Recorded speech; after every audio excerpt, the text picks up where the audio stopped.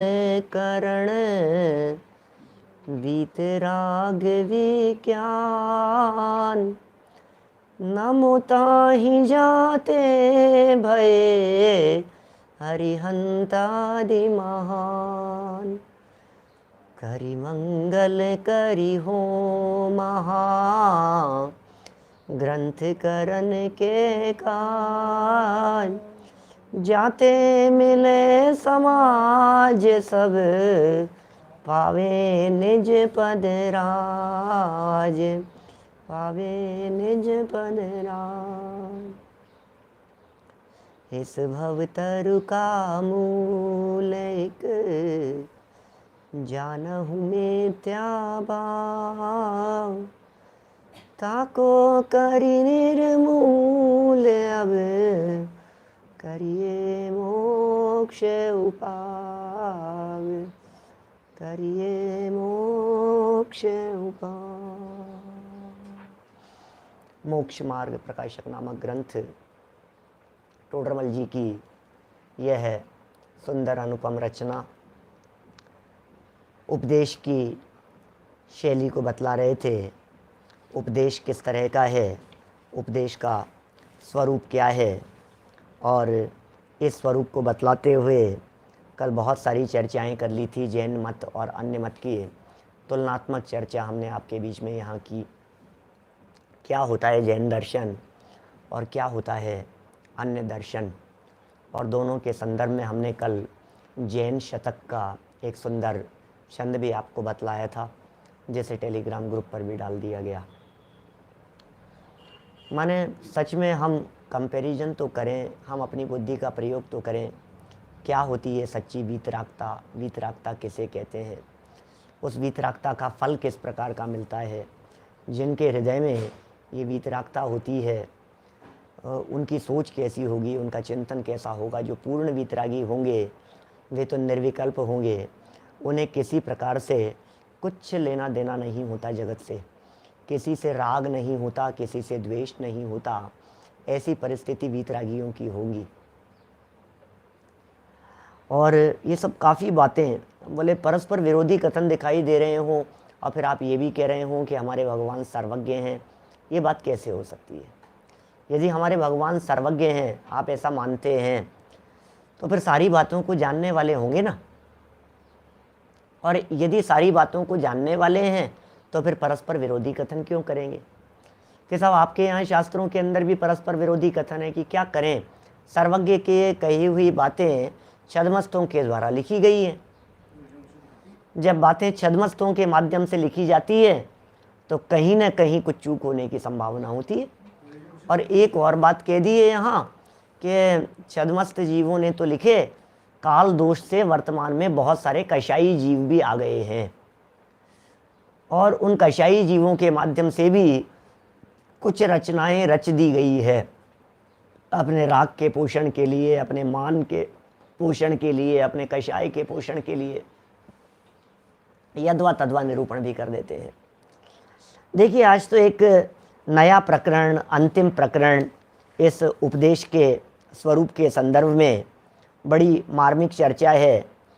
अनुयोगों का अभ्यास क्रम बहुत इम्पोर्टेंट टॉपिक है, इम्पोर्टेंट प्रकरण है। लोगों के चित्त में प्रश्न भी खड़ा होता है, आखिर क्या करें पंडित जी, आखिर कुछ तो बतलाइए, सबसे पहले क्या पढ़ें? पंडित जी आप ही बता दो हमें सबसे पहले क्या पढ़ना चाहिए। जैसा आप बताओगे वैसा हम पढ़ लेंगे। क्या पहले चरणानुयोग पढ़ें, पहले प्रथमानुयोग पढ़ें, करणानुयोग पढ़ लेते हैं पहले? नहीं, द्रव्यानुयोग पहले पढ़ना। कुछ लोग ऐसा कहते हैं, कुछ ऐसा कहते हैं नहीं, छेड़ाला पहले पढ़ो, छेड़ाला। कुछ कहते हैं नहीं, रत्ननारायण साहब का चार पढ़ो। कुछ कहते हैं नहीं, मोक्ष मार्ग प्रकाशक से शुरुआत करनी चाहिए, कोई दिक्कत नहीं है। प्रश्न है भाई साहब हमारा प्रश्न क्यों, आप में से बहुत सारे लोगों का प्रश्न होता है, शुरुआत कहाँ से करें, शुरुआत कैसे करें? कोई तो बात बतलाइए जहाँ से शुरुआत की जाए। और 90% लोग, 95% लोग, 99% लोग इस प्रकार की बातें करते हैं। बाल बोध से ही शुरू करो, हर्षवर्धन जी साहब कह रहे हैं, बाल बोध से ही शुरू कीजिए। हमने शुरू किए, जब ये वीडियो प्रवचन करना शुरू किया तो हमने बालबोध से ही शुरू किया था। और बालबोध पाठमाला भाग 1, 2, 3, वीतराग विज्ञान 1, 2, 3, तत्व ज्ञान 1, 2, फिर छेड़ाला, इन सब विषयों के ऊपर सारे प्रवचन उपलब्ध हैं। कहते भी हैं हम लोगों को कई बार, बेसिक सीखने की इच्छा रखने वाले ज़रूर सुने उन्हें, ज़रूर आप अपने साधर्मियों को, जो लोग अभी नए जुड़े हैं, जो लोग नए नए जुड़ रहे हैं, उन लोगों को आप ज़रूर प्रेरित करें, एक बार उनको सुने। वो नर्सरी है, वो ज़रूरी है, बेसिक है। और सच में वो बेसिक नहीं है, माने हमने उसको बेसिक की तरह से नहीं पढ़ाया है, हमने उसको ऐसे लोगों की दृष्टि से पढ़ाया है जो लोग 25 साल से हमारी सभा में सुन रहे थे, उन्हें देख करके समझाया है, पढ़ाया है, सामने बैठा करके। प्रवचन सार को याद किया है, बालबोध 1 की चर्चा करते समय इस लेवल से चर्चा की है, तो हल्का नहीं समझें, लेकिन समझने योग्य बातें हैं। फिर भी मैं ये कहना चाहता हूँ, शुरुआत वहाँ से करें, ये नहीं है यहाँ अभिप्राय, वो सब बातें जाननी चाहिए। मेरा जवाब यदि आप लोगों में से किसी को पता हो तो अब तक आ जाना चाहिए था, लेकिन अभी तक किसी का जवाब आया नहीं। इतनी देर से इंतज़ार करते हुए भी श्रद्धा से शुरुआत कीजिए, ये है मेरा जवाब। अब आया जवाब सामने। श्रद्धा से शुरुआत कीजिए, कहीं से भी शुरुआत करो, अरे बालबोध से करो, चाहे तत्वज्ञान से करो, चाहे छेड़ाला से करो, चाहे मोक्ष मार्ग प्रकाशक से करो, मैं कहता हूँ समय सार से करो, मैं कहता हूँ आप कहीं से भी करो। आपको पद्म पुराण पढ़ना हो वहाँ से करो, जहाँ से आपको शुरुआत करनी हो वहाँ से करो। लेकिन एक बात को हमेशा अपने उपयोग में रखना, चारों अनुयोगों में से कहीं से भी करो, लेकिन श्रद्धा श्रद्धा श्रद्धा, ये सबसे इम्पॉर्टेंट फैक्टर है। श्रद्धा, बिना श्रद्धा के यदि आप शुरुआत करते हैं तो आप चूक जाएंगे, आप गड़बड़ा जाएंगे, आपका दिमाग चकराने लगेगा, आपको लगेगा कि यार ये क्या है, ये नहीं यार ऐसा कैसे हो सकता है, ये तो भरोसा नहीं हो रहा मेरे को, ये प्रॉब्लम आएगी। इसलिए सबसे पहले विश्वास नहीं, जनवाणी की बात है नहीं भाई साहब, शास्त्रों की बात है, आगम की बात है, वीतरागी संतों की बात है, इनके द्वारा कही गई बातें झूठ नहीं हो सकती है। कई बार कई लोग, ये प्रश्न विगत कई दिनों से सामने आ रहा है, विज्ञान के साथ में तुलना करके बतलाइए, सर्च कीजिए, अब बहुत हैं व्याख्यान, बहुत टॉपिक्स पर हैं। क्या यहाँ कह रहे हैं सबसे पहले क्या पढ़ें, फिर भी कोई तो क्रम होना चाहिए। पढ़ते हैं पंडित जी के निर्देशन में, 304 नंबर पेज है हमारे यहाँ हिंदी वाले मोक्ष मार्ग प्रकाशक ग्रंथ में, गुजराती मोक्ष मार्ग प्रकाशक ग्रंथ में 315 नंबर पेज है, और कुछ में पेज और दूसरा होगा, देख लीजिएगा, स्क्रीन पे मिलेगा। अनुयोगों का अभ्यास क्रम, वहाँ प्रथमानुयोग आदि का अभ्यास करना। क्या कह रहे हैं, वहाँ प्रथमानुयोग आदि का अभ्यास करना, ये कह रहे हैं यहाँ पर। प्रथमानुयोग का, चरणानुयोग का, प्रथमानुयोग, करणानुयोग, चरणानुयोग, द्रव्यानुयोग, पंडित जी ने तो इसी क्रम से यहाँ सारी व्याख्याएं की है। तो एक तरफ तो ये बात हो गई, इस क्रम से अभ्यास करना, प्रथमानुयोग आदि का अभ्यास करना। कि साहब ये क्रम है क्या, सबसे पहले प्रथमानुयोग ही पढ़ना चाहिए क्या, कि किसने कहा है सबसे पहले प्रथमानुयोग पढ़ना चाहिए। कई लोग प्रथम का अर्थ भी ऐसा ही करते हैं, सबसे पहले पढ़ने योग्य है वो प्रथमानुयोग है, सबसे पहले प्रथम, प्रथम ही है साहब, उसका नाम ही प्रथम है फर्स्ट लेवल पर। तो आदिक दे दिया पंडित जी ने यहाँ, प्रथमानुयोग आदिक का, इसका मतलब अकेले प्रथमानुयोग का नहीं भाई साहब, विभिन्न रुचियों ही लोके है, इस लोक में अलग अलग प्रकार की रुचि वाले लोग हैं। कह रहे हैं पहले इसका अभ्यास करना फिर इसका करना, ऐसा नियम नहीं है। ओहो, क्या कह रहे हैं, सोचो तो सही, कितना ज़बरदस्त वाक्य है ये। पहले इसका अभ्यास करना फिर इसका अभ्यास करना, ऐसा नियम नहीं है, कोई नियम नहीं है। हमें नहीं पता आपकी बुद्धि कितनी है, हमें नहीं पता आपका क्षयोपशम कितना है, हमें नहीं पता आपकी एज कितनी है, आप कौन से एज ग्रुप वाले हैं, और हमें नहीं पता आपको कौन सी बीमारी ने आकर के घेर लिया है, हमें पता नहीं आपके स्वास्थ्य की क्या स्थिति है, हमें पता नहीं आपके पास में कितना टाइम पीरियड है, हमें पता नहीं आप स्वाध्याय के लिए कितना समय निकाल पाते हैं। बहुत तरह की चीज़ें हैं, इन सब चीज़ों को मद्देनज़र रखते हुए निर्णय आपको स्वयं को करना पड़ेगा कि हमें शुरुआत कहाँ से करनी है। क्या कई कहते हैं साहब संस्कृत व्याकरण से शुरुआत करो, पीछे ऐसे भी प्रकरण आए थे। नहीं नहीं साहब, संस्कृत थोड़ा बहुत तो न्याय व्याकरण का ज्ञान होना ही चाहिए। लेकिन हम आपसे पूछ रहे हैं आपकी उम्र कितनी है, कि साहब 80 साल की हो गई है पंडित जी, तो अब आप क्या कर रहे हैं? बोले संस्कृत सीख रहा हूं। बोले संस्कृत मत सीखो, संस्कृति सीखो। ये जैन संस्कृति क्या कहती है उसे सीखो। कि साहब मैं क्या करूं, मैं थोड़ा साइंस भी समझ रहा हूं क्योंकि साइंस के साथ में कंपैरिजन करने की भावना है मेरी। अरे साइंस के साथ में कंपैरिजन की भावना है, ये विज्ञान नहीं, आत्मविज्ञान सीखो, वेद विज्ञान सीखो। पांव कब्र में लटके हुए हैं, क्या पता कौन से दिन यमराज दरवाजे पर आकर के खड़ा हो जाए और छुट्टी हो जाए तुम्हारी। करने योग्य काम कर लो, करने योग्य कार्य है वेद विज्ञान, सबसे पहले वो करना, इसके अलावा दूसरा कुछ नहीं। आपको लग रहा है कि हमारे पास में समय है अभी? आपको दिन भर में कितना समय निकालते हैं आप जिग्नेश भाई? यदि आप दिन भर में 3 घंटा स्वाध्याय के लिए निकालते हैं और यदि आप ज़्यादा निकाल सकते हैं तो हम कहेंगे 1 घंटा न्याय व्याकरण,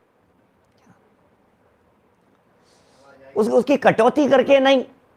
क्या जो आप आगम अभ्यास कर रहे हैं, जो आप जिनवाणी का अभ्यास कर रहे हैं, उसकी कटौती करके नहीं। आप जो मोक्ष मार्ग का अभ्यास कर रहे हैं उसकी कटौती करके नहीं। समझ रहे हैं आप? यदि आपको जो भी स्थिति हो, पहला काम प्रयोजन भूत जरूर कर लेना भाई साहब। वो यहाँ टोडरमल जी कह रहे हैं कोई नियम तो नहीं है प्रथमानुयोग पढ़ो या चरणानुयोग पढ़ो। हाँ, यदि आप समझ लीजिए कहीं किसी जगह पर आपकी बुद्धि बहुत तेज है, मैथमेटिक्स में आपका मन लगता है, कैलकुलेशन में आपका मन लगता है, आप कर्णानुयोग से शुरू कर दो, कोई दिक्कत नहीं है। आपको कहानी किस्सों में मजा आता है, आप प्रथमानुयोग से शुरू कर दीजिए। आपको ये लगता है कि मेरी लाइफ स्टाइल कैसी होनी चाहिए, क्या खाना, कब खाना, कैसे उठना बैठना चलना बोलना, कोई बात नहीं, आप चरणानुयोग से शुरू कर दीजिए। आपको लगता है नहीं मुझे तो अपना आत्मकल्याण करना चाहिए, मुझे तो अपना आत्मकल्याण करना है, मुझे रियल जैनिज्म समझना है, आप द्रव्यानुयोग को पढ़िए। आपके लिए द्रव्यानुयोग प्रयोजनभूत है। आपको रियल जैनिज्म द्रव्यानुयोग में मिलेगा। आपको सच्चे जैन दर्शन के दर्शन द्रव्यानुयोग में होंगे। कहाँ होंगे आपको सच्चे जैन धर्म के दर्शन? सच्चा जैन धर्म आपको कहाँ मिलेगा? बोले द्रव्यानुयोग में मिलेगा। अपने उपयोग को द्रव्यानुयोग को पढ़ने में लगाइए, 6 द्रव्यों को पढ़ने में उपयोग लगाइए, 7 तत्वों को पढ़ने में उपयोग को लगाइए। क्रम क्या होना चाहिए? बोले ऐसा कोई नियम नहीं है अभ्यास के बारे में कि पहले ये और बाद में ये। सुनो आगे क्या कह रहे हैं, परंतु अपने परिणामों की अवस्था देखकर, ओहो गजब गजब, अपने परिणामों की अवस्था देखकर, जितना विश्लेषण मैंने पिछली पंक्तियों में किया है, पिछले कुछ मिनटों में आपके बीच में किया है, टोडरमल जी वही बात कह रहे हैं। परंतु क्या? परंतु अपने परिणामों की अवस्था देखकर जिसके अभ्यास से अपनी धर्म में प्रवृत्ति हो उसी का अभ्यास करना। जिसकी बात समझ में आती हो उसकी बात समझना, जिन आचार्यों की बात समझ में आती हो उन आचार्यों की बात समझना, जिन विद्वानों की शैली समझ में आती हो उन विद्वानों की समझना, जिस शास्त्र की स्टाइल समझ में आती हो उस शास्त्र की पढ़ना, कोई दिक्कत नहीं। जहां आपको जिसके माध्यम से धर्म में लग सको उसके माध्यम से धर्म में लगो। एक ही प्रयोजन है, एक ही प्रयोजन है भैया। यदि एक जगह पर उपयोग नहीं टिकता है तो ये भी बहुत अच्छी बात है कि बदल बदल करके पढ़ो, जहां विशेष रुचि लगे। कितनी सुंदर वाक्य, प्रेरणा कितनी सुंदर देते हैं पंडित जी। हर वाक्य में प्रेरणा झलकती है। हमें ऐसे लगता है हमारे पिता जैसे बैठ करके हमें निर्देश कर रहे हैं, बेटा ऐसा करना, बेटा संजीव ऐसा करना, बेटा इस तरह से पढ़ना, इस तरह से पढ़ा जाता है, बेटा इस तरह से अभ्यास करना। कितनी सरलता से सिखाते हैं यहाँ पर। ये कह रहे हैं अपने परिणामों की अवस्था देखकर, परिणाम कैसे हैं आपके, परिणाम लग रहे हैं कि नहीं लग रहे हैं, उपयोग किधर लग रहा है, मन किधर है, क्या कह रहे हैं? अपने परिणामों की अवस्था देखकर जिसके अभ्यास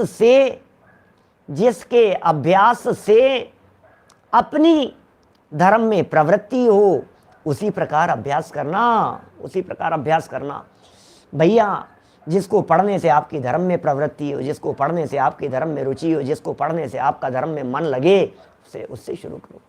मन नहीं लगा। अब आपकी बुद्धि कम चलती है, चरणानुयोग का अभ्यास विशेषता, करणानुयोग लेकर के बैठ गए, फिर कैलकुलेशन बतलाने लग गए, इसकी परिधि किस तरह से निकलती है, इसका सूत्र किस तरह का है, वलय व्यास के क्षेत्रफल को निकालने के फॉर्मूले बतलाए जा रहे हैं। अब ये कह रहा है यार मेरा समझ में नहीं आ रहा, मेरे को तो कुछ भी, क्या करूं, क्या बोलो,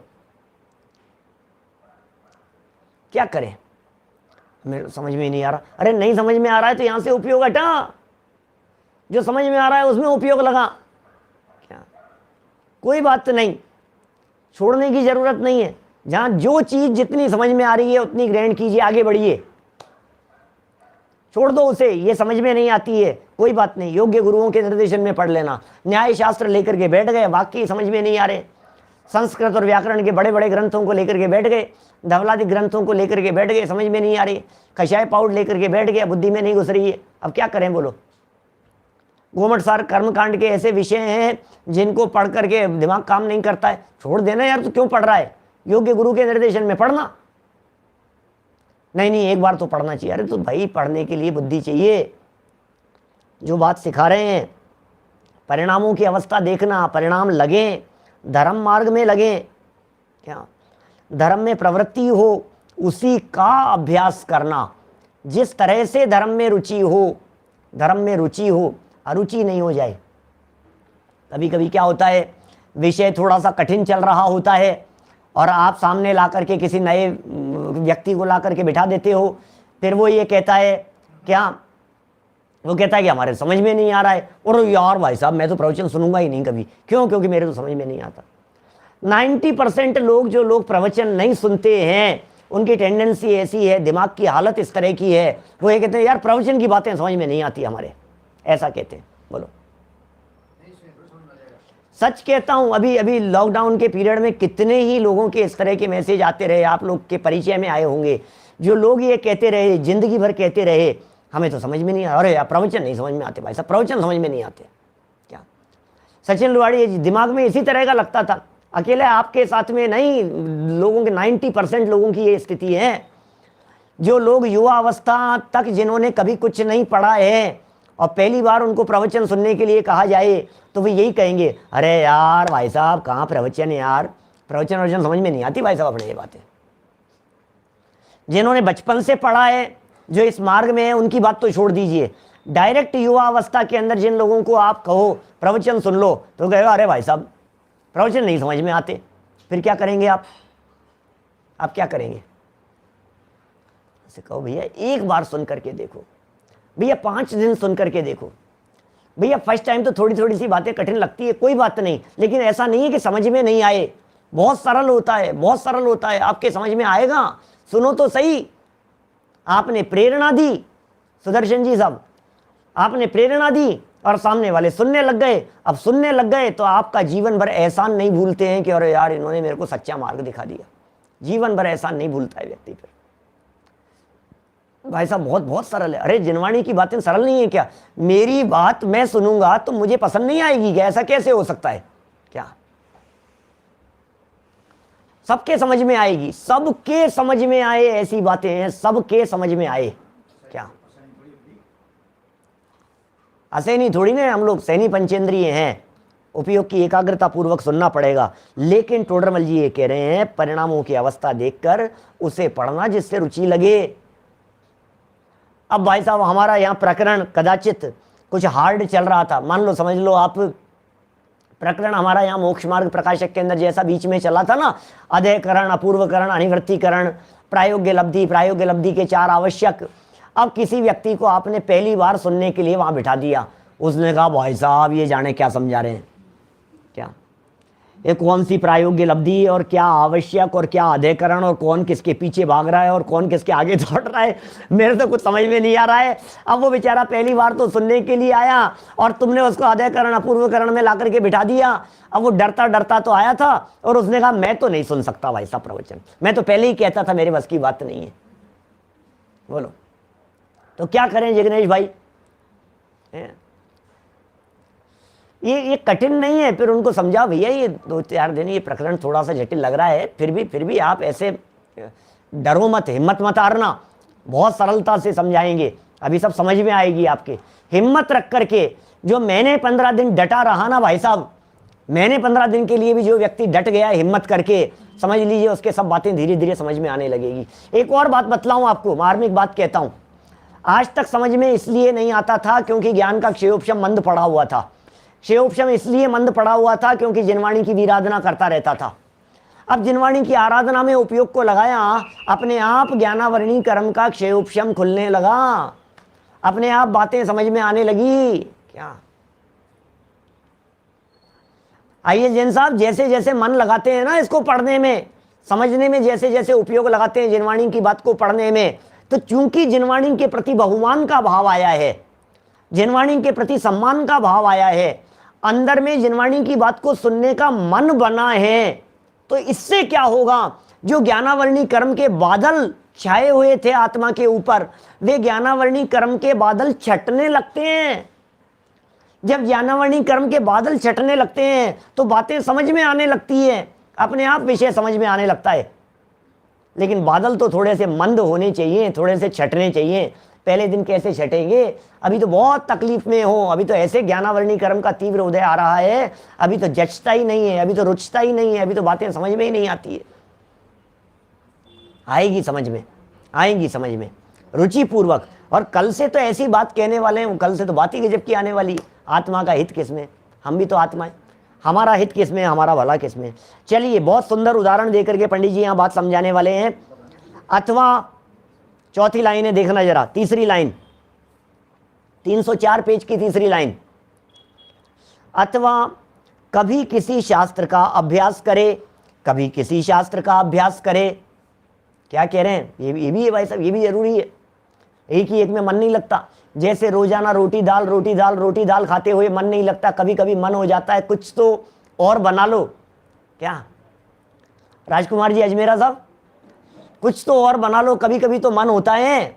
मैं नाम नहीं लूंगा किसी भी डिश का। क्या आप सोचिए, आपको जो पसंद हो, कभी कभी आपका मन करता है ये बना लो, कभी कभी मन करता है ये बना लो, कभी करता है यार आज तो बहुत दिन हो गए यार, अब तो यार इतने दिन हो गए, क्या वही रोटी सब्जी वही रोटी सब्जी वही रोटी सब्जी। क्या अरे भाई साहब, मैं कुछ नहीं कह रहा हूं, आप लोगों को पसंद है क्या डोसा है? सब लोग हमारे डोसा प्रिय लोग हैं सारे सुनने वाले, क्या करें, कोई बात नहीं। आप लोग आएंगे तो डोसे बना करके खिलाएंगे। भाई अखिलेश भाई देखो क्या कह रहे हैं, आपको रबड़ी पसंद हो, आपको क्या पोहे पसंद हो हैं, आपके इंदौर का पोहा तो बड़ा फेमस है, आपको जो चीज़ हो, तो मैंने क्या होता है, रूटीन से थोड़ा सा हटता है तो मन लगता है, कुछ अलग हटके बात होती है तो नया टेस्ट चाहिए, कोई नई चीज़ चाहिए होती है। इंद्रियों की व्यवस्था है इस तरह की, इसी तरह से उपयोग को भी नया नया चाहिए होता है। जब कभी हम कर्णानुयोग की चर्चाएं करते हैं, लोगों को बहुत मज़ा आता है, मन लगता है, नई नई बातें जानने को मिलती है। अभी विगत दिनों में हमने सिंगापुर वालों के लिए जो समवशरण की जो चर्चा की, कितने ही लोगों को बहुत मज़ा आया। अरे यार नई बातें हमने तो कभी सुनी नहीं, नया विषय होता है। 3 लोग की चर्चाएं करते हैं, ज्योग्राफी की चर्चाएं करते हैं, भूगोल की चर्चाएं करते हैं, भोग भूमि में क्या होता है, कर्म भूमि में क्या होता है, आपको पता है स्वर्ग में कैसे जन्म होता है, क्या होता है, अकृत्रिम चैत्यालयों की रचना किस प्रकार की होती है। तो मज़ा आता है लोगों को नया नया सुनने में। टोडरमल जी यहाँ यही कह रहे हैं, किसी शास्त्र का अभ्यास करे, कभी किसी शास्त्र का अभ्यास करे। इतना ही नहीं, ऐसा भी है कि कभी भक्ति में मन लगाओ, कभी पूजन में मन लगाओ, कभी कभी विधान में भी चल करके बैठो, कभी कभी चंवर लेकर के नृत्य भी करो, मन लगेगा। कभी कभी पाठ भी करो, कभी स्तुतियाँ बोलो, कभी कुंद कुंद शतक का पाठ करो, कभी भक्तामर स्तोत्र का पाठ करो। क्या भक्तियाँ और स्तुतियाँ बोलने लगो, मन लगेगा। कभी कभी कभी कभी चेंज चाहिए होता है, उपयोग को चेंज चाहिए होता है। भाई साहब पाठ करने लगे, कोई बात नहीं, कुछ नहीं, पढ़ते पढ़ते थोड़ा सा उपयोग थक गया है, कोई बात नहीं। मंगत राज जी की 12 भावना चला करके बैठ गए, छोटे दादा की जो 12 भावनाएं हैं वो चला करके बैठ गए, अपना बस आराम से आंख बंद करके बैठे हैं, गुनगुनाते जा रहे हैं, उनका चिंतन करते चले जा रहे हैं। मजा आ रहा है हमारे को। करो, थोड़ा सा चेंज चाहिए उपयोग को, कभी कभी थोड़ा सा म्यूजिक भी होना चाहिए, थोड़ा संगीत भी चलना चाहिए। येन केन प्रकारेण, बस जैसे भी बन पड़े, हमारा उपयोग तत्व ज्ञान के साथ में जुड़ा रहना चाहिए। क्या बहुत जरूरी है। Change is the rule of nature, बिल्कुल ऐसा ही है। क्या बड़ी सुंदर बातें हैं टोडरमल जी साहब सिखा रहे हैं। कभी किसी का कर लिया, कभी किसी का कर लिया। अरे सुनो, आपके यदि रोजाना रोटी दाल भी बनती है, खाना खाने के लिए बैठे हो, थाली के अंदर 4 आइटम रखे हुए हैं, तब भी आप एक ही एक नहीं खाते हो। 3 सब्जियां यदि आपकी थाली में रखी हुई है, मिर्ची छोंक करके यदि वहां रखी हुई है, आंवला यदि उसमें रखा हुआ है, नमकीन रखी हुई है, तो कभी इस सब्जी से खाते हो, कभी उस सब्जी से खाते हो, कभी ये अचार लगाते हो, कभी ये लगाते हो। अचार शब्द का प्रयोग मैं जो करता हूँ वो तत्काल छोंके हुए के लिए करता हूँ। हमारे यहाँ जैन परंपरा में आचार अभक्ष्य है। वे आचार अभक्ष्य हैं जो महीने महीने 2-2 महीने तक गाल करके 6-6 महीने तक उसके बाद बनाए जाते हैं। लेकिन हम लोग हमारे घर में रूटीन में जिसके लिए आचार शब्द का प्रयोग करते हैं, अब वो ऐसा चढ़ गया है दिमाग में, जो रोजाना, जैसे हरी मिर्ची थी तो हरी मिर्ची को बंधार कर पीस करके उसको छोंक दिया तो उसे मिर्ची का अचार कह करके पुकारा जाता है। समझ में आ रही है बात? तो मेरा कहने का मतलब ये, कभी ये लगाते हो, कभी ये लगाते हो, कभी इससे खाते हो, कभी इससे खाते हो, तो ये जो बदल बदल करके उपयोग में ले रहे हो, एक बार भोजन करते समय भी 15 मिनट भोजन करने लगेंगे, उसमें भी क्या तो भी बदल बदल करके होता है ना। ये कह रहे हैं यहां पर भैया, कभी किसी का अभ्यास करे, कभी किसी का अभ्यास करे। क्यों भैया? और उसमें भी सुनो, उसमें भी अपनी रुचि अनुसार। बड़ा गजब का उदाहरण दिया है यहां एक, क्या, तथा जैसे रोज नामचे में, रोज नामचा जानते हैं आप? Cash book.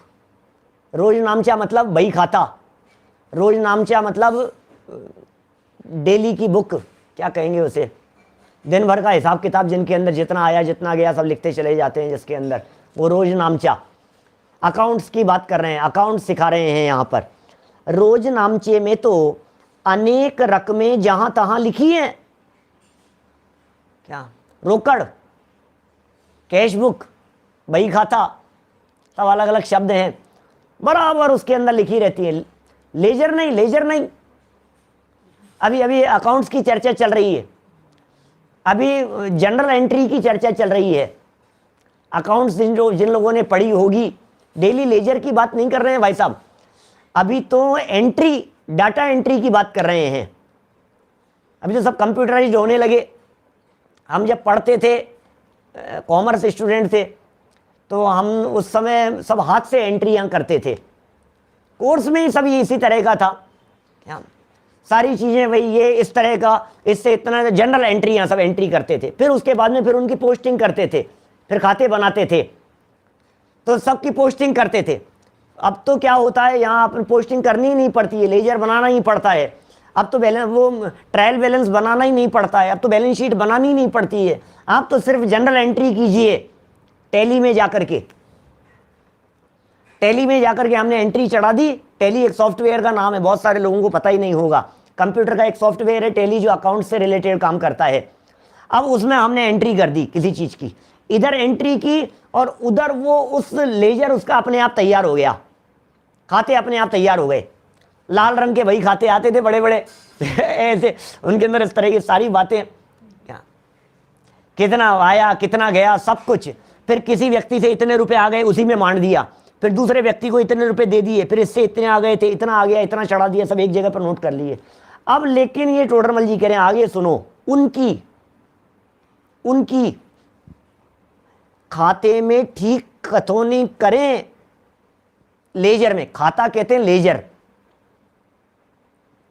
उनकी खाते में ठीक खतौनी करे तो लेन देन का निश्चय हो कि यार इससे कितने आ गए थे, कितने ले लिए थे। महीने में यदि 10-5 बार उससे ट्रांजैक्शन हुआ है तो अब फाइनली कितना लेना है कि कितना देना है, इसका डेबिट बैलेंस या क्रेडिट बैलेंस कितना है। ये जमा मांडे हुए हैं कि नावे मांडे हुए हैं। जमा और नावे ये पुरानी भाषा है, डेबिट क्रेडिट चलता है। बैलेंस कितना बचा है, फाइनली कितना हिसाब किताब है किसी पार्टी का, तो उस पार्टी का आप लेजर अकाउंट देख लेते हैं। लेजर अकाउंट देख करके आपको तुरंत पता लग जाए, एक ही जगह पर, भैया इतनी तारीख को आपने इतना दिया था, इतनी तारीख को इतना दिया था, इतनी तारीख को इतना दिया था, फिर इतनी तारीख को आप इतना ले गए थे एक साथ में, इसका इतना जमा हो गया था, इतना माल चला गया था, इतना ये आ गया था। अब ये एट ए ग्लांस दिख जाता है ना एक ही जगह पर। क्या एट ए ग्लांस देख लिया अपन ने लेजर में किसी पर्टिकुलर पार्टी के बारे में। धर्मचंद जी साहब आपसे कितना लेना देना है हमारा, तो खाते में देखना पड़ेगा बैलेंस कितना है, खतौनी करते हैं उसकी। अब टोडरमल जी कह रहे हैं उसी प्रकार, सिद्धांत समझिए क्या कह रहे हैं, उसी प्रकार क्या,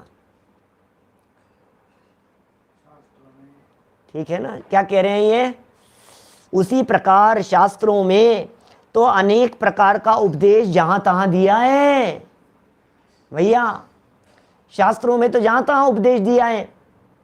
एक जगह पर कहीं प्रकरण मिल जाएगा, दूसरी जगह पर कहीं कोई चीज है, तीसरी जगह पर कहीं कोई चीज है, जहां तहां दिया है उसे सम्यक ज्ञान में यथार्थ प्रयोजन सहित पहचाने तो हित अहित का निश्चय हो। ज्ञान से पहचाने, सम्यक ज्ञान से पहचाने, यथार्थ प्रयोजन सहित पहचाने तो हित अहित का निश्चय हो। फॉर एग्जाम्पल समझ ली, किसी भी प्रकरण के बारे में समझ ली, कोई एक टॉपिक उठा करके देखिए आप, उस टॉपिक के बारे में कहीं कुछ लिखा है, कहीं कुछ लिखा है, कहीं कुछ लिखा है। अब क्या करें, बोले तुम सब जगह से पढ़ो, जैसे सिद्धांत कोश में प्रयोग किए ना, जैसे फॉर एग्जाम्पल समझ लिया मनुष्य जन्म की दुर्लभता की चर्चा कर रहे हैं, वो मोटा मोटा बात कर रहा हूं उदाहरण से, मनुष्य जन्म की दुर्लभता की बात कर रहे हैं। अब आपने जब छेड़ाला पढ़ी थी और छेड़ाला के अंदर आपने ये पढ़ी थी कि भैया क्या समुद्र के अंदर गिरे हुए रत्न के समान है, ऐसी बात कही ना छेड़ाला के अंदर। अरे भाई साहब, यह मानुष पर्याय सुकुल सुनी वो जिनवाणी, ई विधि गए न मिले सुमणि जो उदधि समानी, ये छेड़ाला के अंदर कह दी गई, तो भी इतनी सी बात मिलेगी। फिर अब इसके ऊपर किसी वक्ता के माध्यम से अलग अलग ग्रंथों के, कार्तिकेय अनुप्रेक्षा में इसके बारे में क्या लिखा, मूलाचार में इसके बारे में क्या लिखा, भगवती आराधना में इसके बारे में क्या लिखा, वहां ऐसा उदाहरण दिया है, उस जगह पर ऐसा कथन किया गया है, उस भक्ति में इस प्रकार की चर्चा की गई है, देखो ये क्या लिखते हैं, देखो सदाशिव दास जी कासलीवाल क्या लिख रहे हैं, देखो रत्नकरण श्रावकाचार्य का क्या प्रकरण है। जब ये 10 जगह के प्रकरणों को एक साथ एक जगह पर ला करके धर दिया जाता है तो सच्चा उसका भाव वासन होता है, और यार ये है वास्तव में दुर्लभ। क्या जब बोधि दुर्लभ भावनाओं को रखा जाता है सामने तो समझ में आती है, ओहो क्या दुर्लभ है भाई साहब, तो बात समझ में आती है। ये एक पॉइंट मैंने दुर्लभता के संदर्भ में बतलाया। इस तरह से हर विषय के बारे में लगा करके देखिए आप, द्रव्य के बारे में, तत्व के बारे में। अभी हम जो संयम प्रकाश जो चल रहा है हमारा, उस संयम प्रकाश में क्या है, प्रकरण एक और अलग अलग ग्रंथों के अंदर कहाँ कहाँ क्या क्या कहा गया है, एट ए ग्लांस आपको वो चीज मिल जाती है। इस तरह से अभ्यास करना ये प्रेरणा दे रहे हैं। जहां तहां लिखे रहते, बिखरे हुए हैं शास्त्रों के अंदर, तो प्रकरण आपका प्रयोजन किस चीज से सिद्ध होगा ये बताइए। फॉर एग्जाम्पल खाने पीने की बात कीजिए, मान लीजिए खाने पीने की चर्चा की आपने, क्या खाना चाहिए क्या नहीं खाना चाहिए, ये विकल्प उठा आपको, तो अकेले एक जगह पर पढ़ने से थोड़ी ना पार पड़ेगी। न मालूम कितने ग्रंथों में कितनी जगह पर कहां पर खान पीन की चर्चाएं आई है क्या। अब उन सब को देख करके आपको अपने खान पान को सुव्यवस्थित करना चाहिए, निर्णय करना चाहिए। इसी तरह से भूगोल संबंधी प्रकरण है, कहीं और संबंधी प्रकरण है, जहां जहां जो प्रकरण आ रहे हैं, अपने बुद्धि बल से उन सब विषयों को एक बार एक जगह पर लेकर के पढ़िए। जैसे द्रव्य के संदर्भ में हमने 6 द्रव्यों के नाम जान लिए, अब कहीं सामान्य गुण की चर्चा है, कहीं विशेष गुणों की चर्चा है, कहीं किसी और चीज की चर्चा मिल रही है, कहीं किसी और चीज की मिल रही है। बोले सारे द्रव्यों के संबंध में जो मैटर जानने योग्य है, बोले सब एक जगह पर। क्या देखिए, सम्यक ज्ञान से यथार्थ प्रयोजन सहित पहचाने तो हित अहित का निश्चय हो। चलिए आगे बढ़ते हैं, बढ़े आगे। 4 लाइनें और है और अंतिम वाक्य बहुत महत्वपूर्ण है, और पंडित जी कह रहे हैं तुम्हारा कल्याण होगा। कैसे कल्याण होगा, मैं चाहता तो आज ये हेडिंग भी दे सकता था, कल्याण होगा, लेकिन पंडित जी साहब ने शुरुआत जहां की थी वहां भी यही कही थी, भला करे, कल्याण करने के लिए ये काम करे, मोक्ष मार्ग का उपदेश देकर के उपकार करना यही उत्तम उपकार है। और अब ये कह रहे हैं इस तरह से भला होगा, कल्याण होगा। देखो, इसलिए स्यादवाद पद की सापेक्षता सहित, स्यात पद की सापेक्षता सहित, स्यात माने कथनचित, स्यात माने विवक्षा, स्यात माने अपेक्षा, स्यात पद की सापेक्षता सहित सम्यक ज्ञान द्वारा, क्या, स्यात् पद की सापेक्षता सहित सम्यक ज्ञान द्वारा। अब क्या करें भाई साहब, क्या, जो जीव जिन वचनों में रमते हैं, जिन वचसी रमनते, ओहो क्या कह रहे हैं, स्यादवाद को ध्यान में रखते हुए जिन वचसी रमनते, जिन वचनों में रमण करते हैं, वे जीव शीघ्र ही शुद्धात्म स्वरूप को प्राप्त होते हैं। क्या गजब बात कह दी है भाई साहब। शुद्धात्म स्वरूप को प्राप्त होते हैं। शुद्धात्म स्वरूप को कौन प्राप्त होता है, जिन वचनों में रमण करो, जिन वचनों में, अरे जिस तरह से न्यूज़पेपर पढ़ते हुए आप उसमें रम जाते हैं, रच जाते, पच जाते हैं, जिस समय सीरियल देखते देखते, टीवी देखते देखते हैं, मूवी देखते देखते आप उसके साथ में इतने रच जाते, पच जाते हैं कि किसी एक व्यक्ति का देहावसान हो जाने पर, एक्सीडेंट में डेथ दिखाई जाने पर, जो कि नकली है, जो कि खुद कह रहे हैं नाटक है, उसे देखने पर आपकी आंखों से आंसू बहने लग जाते हैं। इतने रम गए हैं उसके प्रति, ऐसे रम जाइए। आहा, कुछ नहीं दिख रहा है। जिस तरह से आप कॉमिक्स पढ़ते समय रम जाते हैं उसमें, जिस तरह से नॉवेल्स पढ़ने की जिनकी आदत होती है, जिस तरह से उपन्यास पढ़ने का जिनका अभ्यास होता है, उन्हें उपन्यास चैन नहीं पड़ती है। क्या, सस्पेंस सीरियल जिस तरह के होते हैं, उन्हें देख करके जिन मन, अरे नहीं नहीं अब क्या, अब क्या, अब क्या, ऐसा जो रमा रहता है, ऐसे कह रहे हैं भाई साहब, इस तरह से रम जाइए, रच जाइए, पच जाइए। अरे जिन वचसी रमनते, अरे भैया हम तो इसी में रमण करते हैं, हमें तो इसी में मजा आता है, इसके अलावा और किसी में नहीं।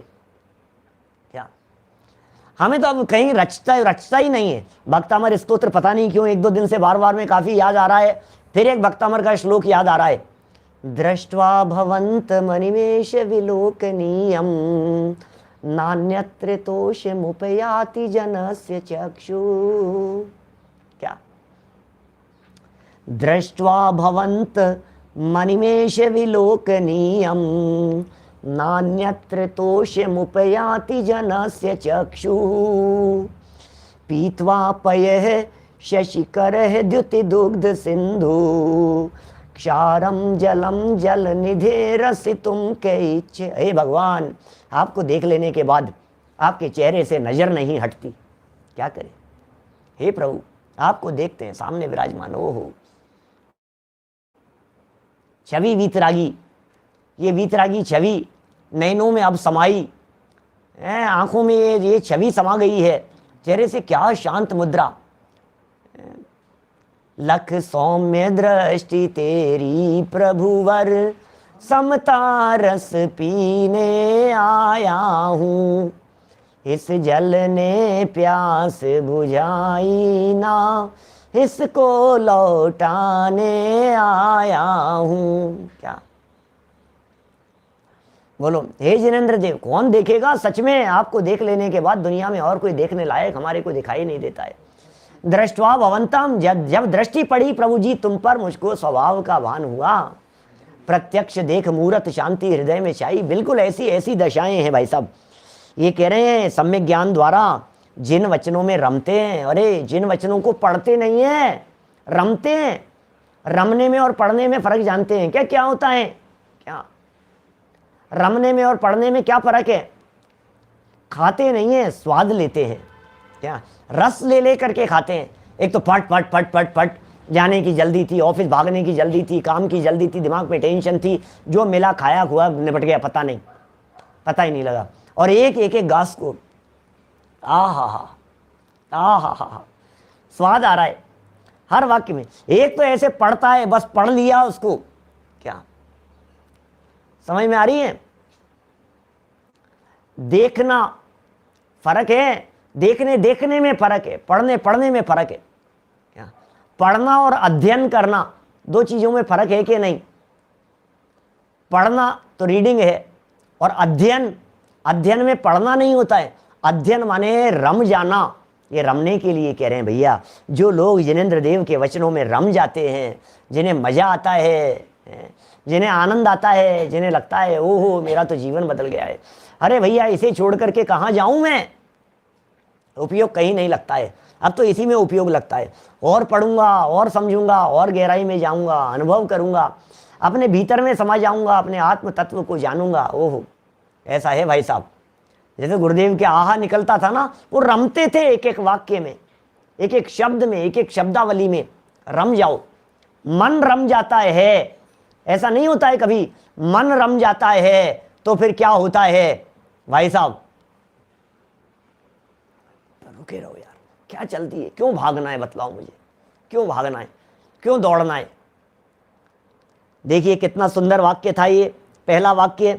इसलिए स्यात् पद की सापेक्षता सहित, इंपॉर्टेंट वर्ड है भाई साहब, क्या?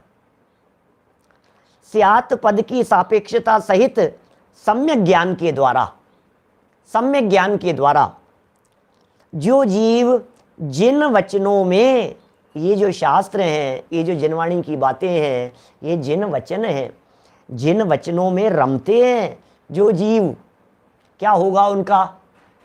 दुनिया ऐसा कहती है। क्या कौन सा न्याल हो जाएगा? लगे रहते हो पढ़ने पढ़ने में, पढ़ने पढ़ने में। कौन सा पढ़ पढ़ करके न्याल कर लिया आपने? क्या कौन सा न्याल हो गया? इतना पढ़ लिया तो कितने शास्त्र पढ़ लिए आपने?